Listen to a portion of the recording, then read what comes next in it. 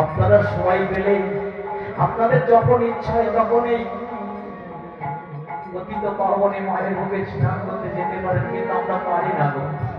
আমরা অনেক দূর থেকে আমাদের আসতে হয়, আমাদের সময় পেতে আসতে হয়, সময় আমাদের হয়ে ওঠে না। কিন্তু আপনাদের অনেক, আপনারা সকলে গঙ্গা স্নান করেছেন তো?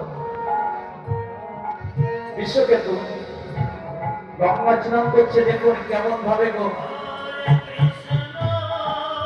পতিত পাবনে মায়ের সম্মুখে গিয়ে বলছে, জগতি জননী পতিত পাবনী মা গঙ্গা, এই অথমের অনন্ত অনন্ত কোটি কোটি ভক্তি শ্রদ্ধা প্রণাম গ্রহণ করো। প্রণাম করবার পরে গঙ্গা মস্তকে ধারণ করলেন। মাগো,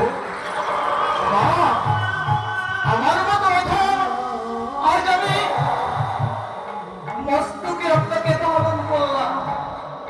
মস্তকে ধারণ করার পরে আলিঙ্গন,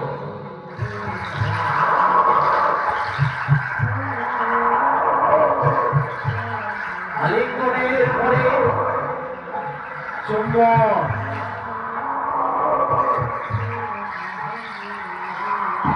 চুম্বনের পরে ধীরে ধীরে যখন এই সুরধনী মায়ের মুখে লাগছে, সুরধনী মা যেমন আত্মহারা উঠেছে। সুরধনী মা বলছে, প্রতিদিন হাজার হাজার লাখে লাখে ভক্ত আমার মনে স্নান করে পাপ ধুয়ে নিয়ে যায়, আমি বহন করে চলেছি।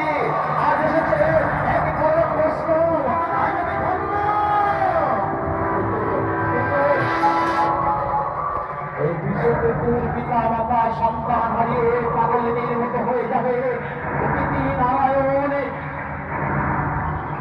তুলসী দিতে হয়তো ভুলে যাবে, তুলসী ছাড়া